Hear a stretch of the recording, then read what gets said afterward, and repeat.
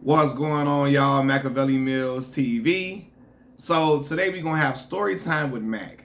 And this story is inspired by something that I heard Shannon Sharp and Chad Ochocinco Johnson talking about on their podcast, right? But this story involves my father. This is my father's story. This happened to him many, many moons ago. But the moral of this story is do your research on a woman before you go to her house, right? Vet a woman before you go to her house. Find out everything you got to find out about this woman's dealings, her past, etc. before you just go over to her house out of the blue. So my father tell me, again, this was many moons ago. My father tell me he go to Harold's Chicken on 103rd and Halsted after a long day of work. Told y'all my father was a cable contractor, right? So he go in there, get him something to eat. He see a young lady in there, beautiful young lady.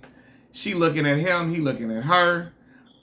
First, my dad says cologne got her attention. My father is a cologne connoisseur. That's really what he was. Like, he still is. And that's where I get my love of cologne from. Watching my dad just always piling up the cologne, stocking up on cologne, and just always smelling good no matter what. It could be hot. He could be sweating outside working. You still gonna see that cologne come up off of him, for real. But anyway, so the woman commented my dad on his cologne. They start having conversation. They're attracted to each other. They exchange phone numbers, right? So my dad go back home. He eat his food. And then he called a woman up. They on the phone. They talking. They vibing on the phone. Everything going good, right? So they ain't link up that night. But a few days after that, they link up. But they had been talking on the phone. You know, my dad had some stuff going on he had to do. So they had been talking on the phone, getting to know each other, all of that. So my dad tell me, like, yo, this woman was fine. So, you know, he looking like, hey, I know he talking to her jokingly, like, I know you got some men on your heels chasing behind you. You ain't got no boyfriend or nothing, do you? But he's serious. He's like, you ain't got no boyfriend or nothing, do you? So no, I ain't got no boyfriend. I ain't got nobody. You know, she say she's single as a $1 bill. Single as a $1 bill and ready to mingle. So my dad say, okay, cool. Right? And she like, yeah, I ain't got nobody. My dad say, okay, cool. That's all he needed to hear. So he ready to go link up with the girl. You know, he put his clothes on, get his best little clothes on, put the cologne on, all of that. He go to her house. The woman didn't cooked. She got drinks, all of that. She looking good, smelling like Swiss Miss hot cocoa. You hear me? Smelling like something like from Bath and Body Works. My dad said she was smelling good as hell. Looking good too. So while he over there, they drinking, they relaxing. My dad think he probably gonna get a little nightcap situation out of the whole thing. So he excited, anticipating it all. So he say while he's sitting there on the couch, he hear boom, boom, boom on her door, right?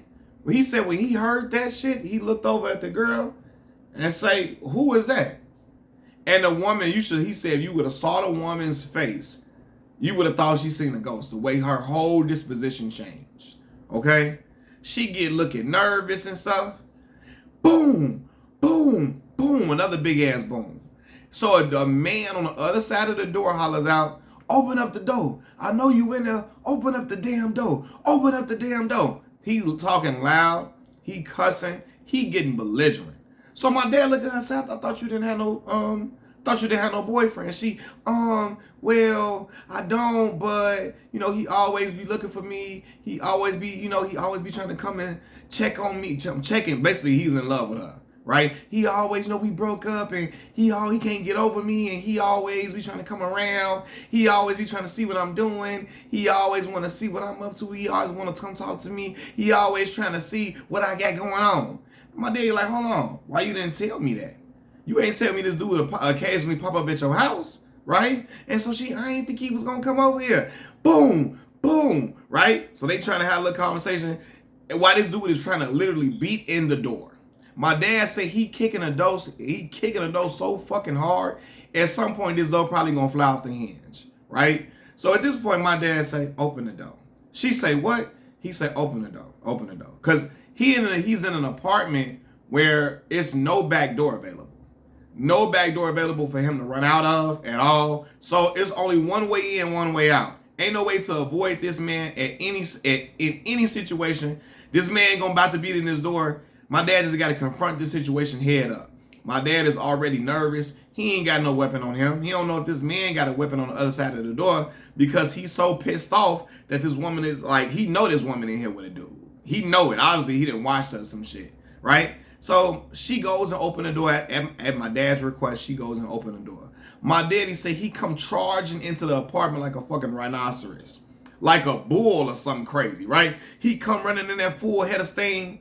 When he run up in there, my dad stood up, right? And when my dad stood up, the dude got a little alarmed. Like my dad looked just like me, except he's darker, and my dad's taller, much taller than me.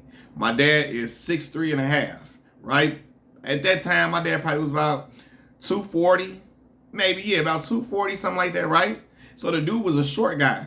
And so when he was coming in there on big business. When he saw my daddy, when in Chicago we say daddy, you know what I'm saying? When he saw my daddy, he looked up and said, "Oh, I ain't got no problem with you, big man. I ain't got no problem with you." My daddy said, "I know.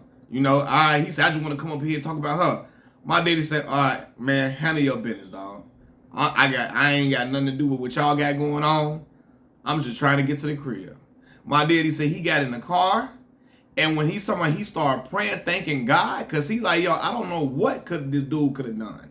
I don't know if he could have had a gun or nothing. This woman, I'm trusting this woman's word, who I just met at the damn restaurant at Harold's Chicken, trusting her word that she ain't got no boyfriend, trusting that she ain't lying to me, and some shit could have happened to me bad. Stuff could have went left. He like, I could have lost my life in that situation.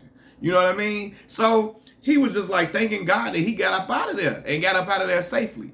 So he say the next day or later that night, no, he was like, yeah, the next day, the next morning, the woman called his phone. You know what I'm saying? He like, yo, and she called him. He pick up. She started talking about, "Oh, sorry about it." He clicked, hung up. She called again. He clicked, hang up.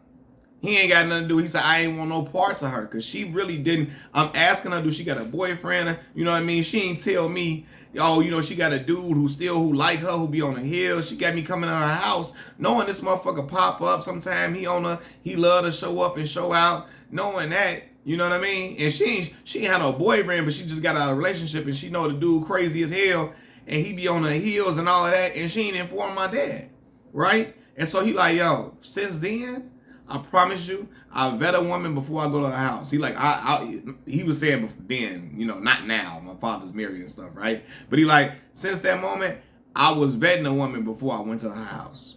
Okay? I was trying to, if I didn't know her that well, we gonna meet up at a neutral spot.